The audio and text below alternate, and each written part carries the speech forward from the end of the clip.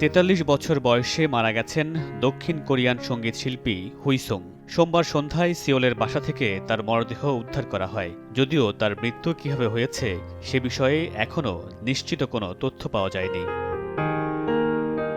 সোমবার সন্ধ্যায় তাকে অচেতন অবস্থায় পড়ে থাকতে দেখে জরুরি নম্বরে ফোন করেন হুইসুংয়ের মা। উদ্ধারের পর জানা যায় তিনি আগেই মারা গেছেন। আর&বি সঙ্গীত শিল্পী হিসাবে পরিচিতি পাওয়া হুইসুংয়ের মৃত্যু হুইসুংয়ের এজেন্সি টাজয় এন্টারটেইনমেন্ট এক বিবৃতিতে জানিয়েছে, হুইসুং আমাদের ছেড়ে চলে গেছেন। হৃদরোগে আক্রান্ত হয়েছিলেন তিনি। পরে তাকে মৃত ঘোষণা করা হয়েছে। তবে তার মৃত্যু স্বাভাবিক নাকি খুন কিংবা আত্মহত্যা তা এখনও খোলাসা করেনি পুলিশ। পুলিশ জানিয়েছে এখনও খুনের কোনো আলামত পাওয়া যায়নি।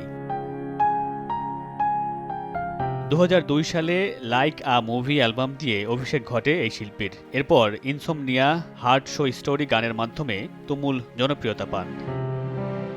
মামুনুর রশীদ পনেল, সময় সংবাদ।